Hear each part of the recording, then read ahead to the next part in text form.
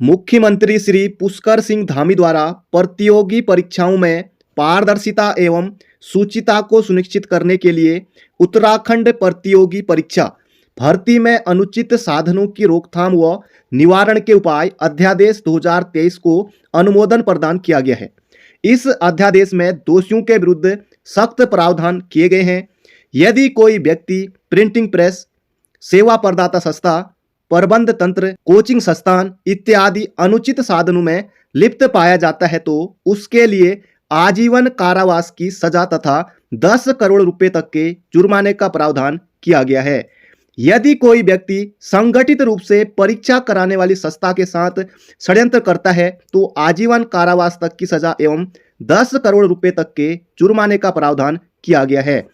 यदि कोई परीक्षार्थी प्रतियोगी परीक्षा में स्वयं नकल करते हुए या अन्य परीक्षार्थी को नकल कराते हुए अनुचित साधनों में लिप्त पाया जाता है तो उसके लिए 3 वर्ष के कारावास व न्यूनतम 5 लाख के जुर्माने का प्रावधान किया गया है। यदि उक्त परीक्षार्थी दोबारा अन्य प्रतियोगी परीक्षा में पुनः दोषी पाया जाता है तो न्यूनतम 10 वर्ष के कारावास तथा न्यूनतम 10 लाख जुर्माने का प्रावधान किया गया है।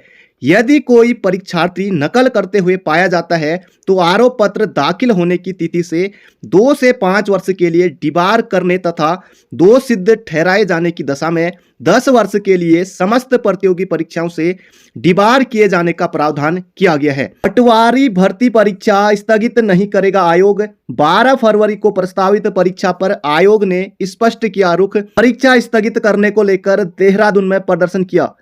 तो दोस्तों आपकी 12 फरवरी को ही परीक्षा होने वाली है, यानी कि दोस्तों परसों को आपकी परीक्षा होने वाली है। संडे को 12 फरवरी को दोस्तों परीक्षा आपकी होने वाली है। पटवारी भर्ती स्थगित नहीं करेगा आयोग।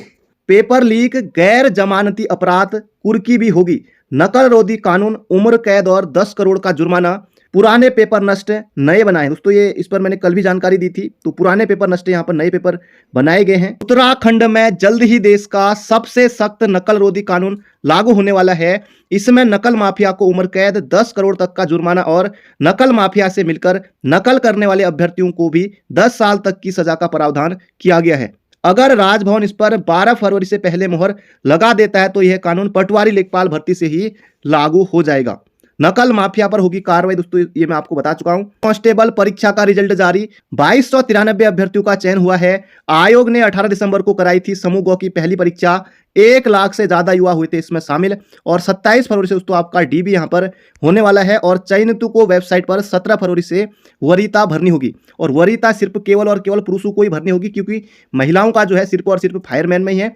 पुरुषों को वहां पर वरीयता भरनी होगी कि कौन सी पोस्ट आप लेना चाहते हैं। जिले में 72 सेंटर पर 29,000 अभ्यर्थी देंगे पटवारी भर्ती परीक्षा। तो देहरादून में 29,000 अभ्यर्थी यहां पर परीक्षा देने वाले हैं। अभ्यर्थियों को 7 दिन तक निःशुल्क यात्रा। दोस्तों निःशुल्क यात्रा कल यानी कि 9 फरवरी से शुरू हो गई है। 15 फरवरी तक दोस्तों आपकी यात्रा चलने वाली है। 12 फरवरी को दोबारा होगा पटवारी लेखपाल भर्ती परीक्षा का पेपर। बेरोजगार हुए उग्र, पथराव और लाठीचार्ज। आज प्रदेश बंद, नकल रोधी अध्यादेश राजभवन भेजा। तो राजभवन दोस्तों भेजा गया है। 300 युवाओं को यहां पर हिरासत में लिया गया है। मुख्यमंत्री पुष्कर सिंह धामी का क्या कहना है? किसी के बहकावे में न आए, सबके हितों की रक्षा करेंगे।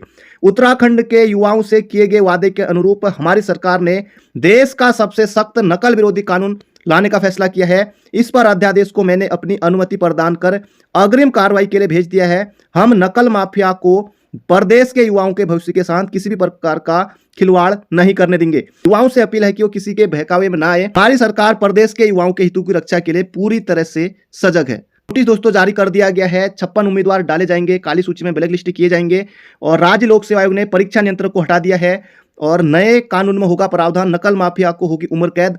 अंदर अफसरों से वार्ता, बाहर शुरू की तोड़फोड़। 4 घंटे बाद डीएम और अन्य अधिकारियों से वार्ता करने के लिए राजी हुए थे बेरोजगार। 1 घंटे की वार्ता में नहीं माने युवा।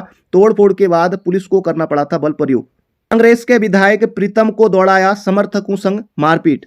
देहरादून के प्रमुख बाजार में पहली बार उमड़ी इतनी भीड़। बेरोजगारों ने अपनी मांगों को लेकर दिखाया आक्रोश। मुख्यमंत्री और शिक्षा मंत्री को मौके पर बुलाने की मांग उठाई। बेरोजगारों की ताकत के आगे प्रशासन बेबस।